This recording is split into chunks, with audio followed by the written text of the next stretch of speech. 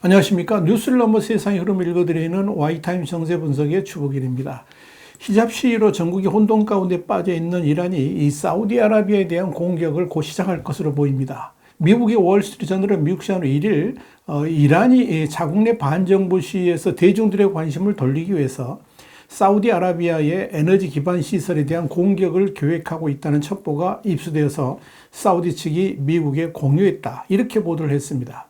이런 첩보와 관련해 가지고 사우디, 미국 그리고 중동 지역의 다른 이웃 나라들은 군의 위기 대응 태세를 격상했다고 보도했습니다. 그러면서 공격 대상은 사우디 내의 에너지 기반 시설과 미군이 주둔 중인 이라크 쿠르디스탄 지역의 에르빌로 지목되며 세부 사항은 전해지지 않고 있다, 이렇게 월스트리트저널은 밝혔습니다. 여기 대해서 백악관 국가안보회, 그러니까 NSC는 이런 경고에 우려하고 있다 그러면서 만약 이란이 공격을 실행한다면 대응할 준비가 되어 있다라고 밝혔습니다. 실제로 미국은 사우디에 F-22 전투기를 배치를 하고 있습니다. NSC 관계자는 이어서 미국은 군과 정보 채널을 통해 사우디와 상시 접촉 중이며 이 지역에서 미군과 그 동반자들의 이익을 방어하기 위해서 행동하는 것을 주저하지 않을 것이다, 이렇게 말을 했습니다. 이란이 이렇게 갑자기 사우디아라비아를 공격하려는 것은 일단 사우디 정부 관계자들이 주장하는 것처럼 이란 내 반정부 시위에서 관심을 돌리기 위한 것으로 보입니다. 이란은 실제 이란 내 히잡 관련 시위가 이 사우디, 미국, 이스라엘의 선동에 의한 것이라고 비난을 하고 있습니다. 이런 이유 때문에 이란은 지난 9월 하순부터 이라크 북부를 수십 발의 탄도미사일과 무장 드론으로 공격을 해왔고요.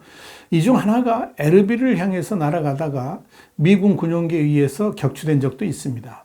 또한 이란 측은 이 에르빌의 근거지를 둔 특정 집단들을 이란 쿠르드 분리주의자들이라고 칭하면서 이 집단들이 이란 내의 혼란을 부추기고 있다라고 주장을 하고 있습니다. 특히 이란은 자국 내 히잡 시위의 배후로 사우디를 지목하면서 강력하게 비난하고 있습니다.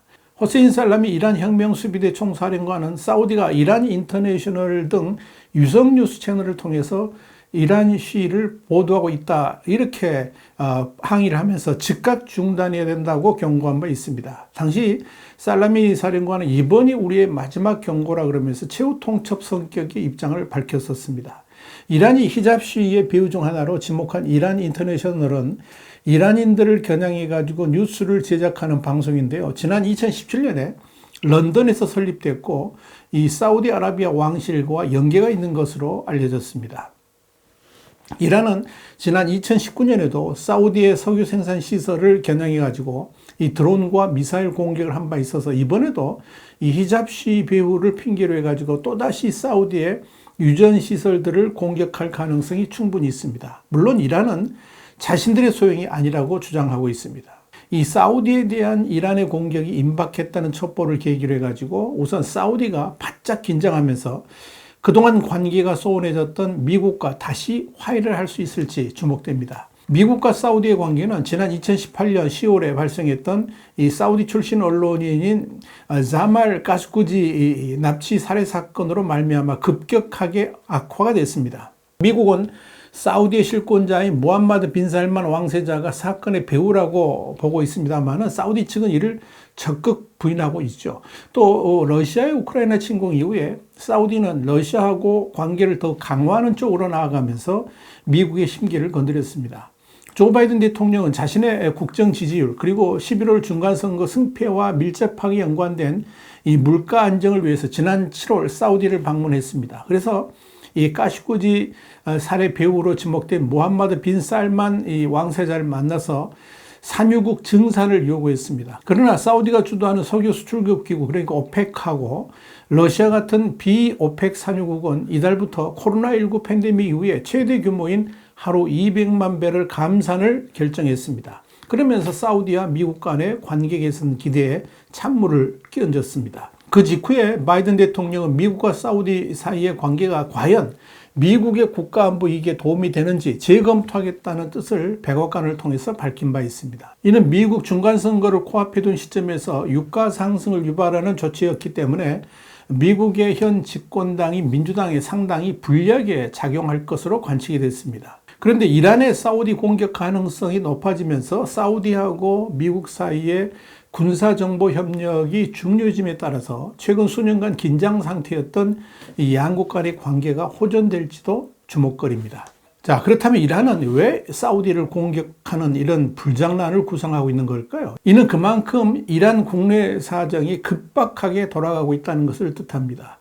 히잡 의문사로 촉발된 이란 반정부 시위가 이란 군부의 강경한 경고에도 불구하고 지속되고 있어서 그런 겁니다. CNN은 미국 시간으로 지난 10월 31일 이란 전역에서는 마흐사 아미니의 죽음을 규탄하는 시위가 30일에도 곳곳에서 이어졌다 이렇게 보도를 했습니다. 그러면서 서부의 산안다스에서 시위대는 총과 최루가스를 동원한 당국의 진압에도 자유를 외치면서 시위를 이어나갔다라고 보도를 했습니다. 이날 시위는 호세인 살라미 이란 혁명수비대 총사령관이 반정부 시위대의 최후 통첩을 내린 지 하루 만에 일어났다는 점에서 충격을 줬습니다.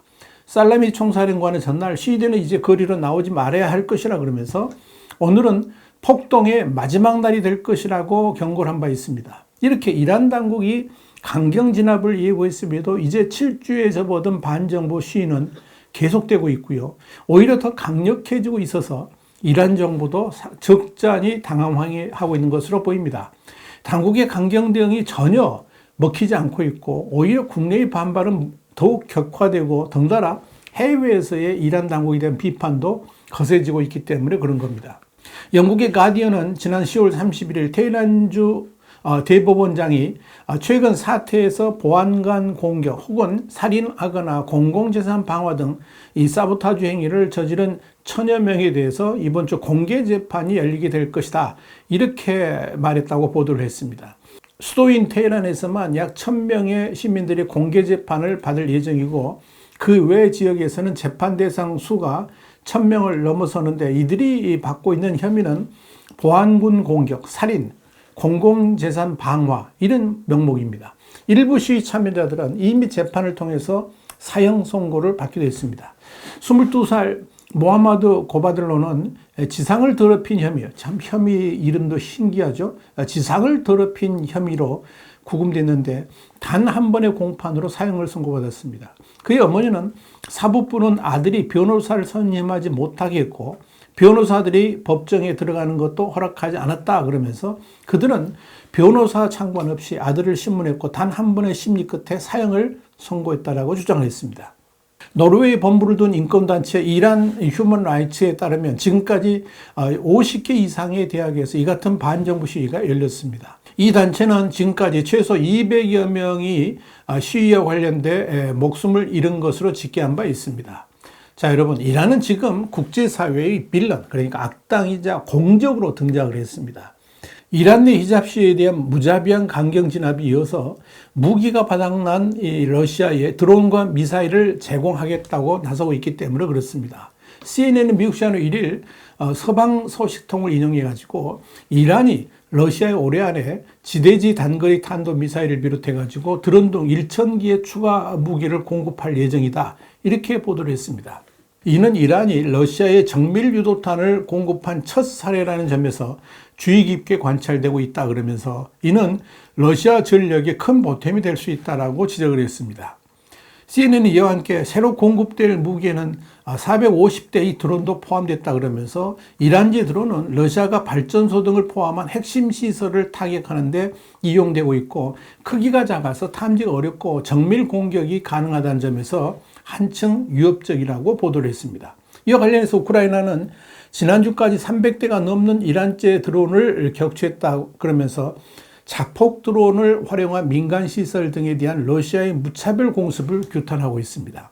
또한 볼로디미르 젤렌스키 우크라이나 대통령은 지난 10월 25일 러시아는 4,500기의 미사일을 우리에게 쏘았고 이제 재고가 줄어들고 있다 그랬습니다. 그러면서 러시아는 다른 나라에서 동원 가능한 무기를 물색했고 이란에서 그것들을 찾아냈다라고 주장했습니다. 젤렌스키 대통령은 그러면서 러시아가 대가로 이란 핵 프로그램을 지원할 것으로 보인다라고 주장했습니다. 그럼에도 러시아는 물론이고 이란 정부 당국도 러시아에 대한 무기 지원은 전혀 사실이 아니라고 주장하고 있습니다만은 우크라이나에 수락된 이 드론의 자료는 이 메이드 인 이란임을 확연하게 보여주고 있습니다. 그런 점에서 이들 나라들이 완전한 거짓말로 면피하려 하고 있다는 비난까지 받고 있는 겁니다. 자, 이렇게 국제적 비난을 받고 있는 이란이 사우디에 대한 공격까지 감행한다 그러면 그 다음 어떤 제재를 받게 될까요?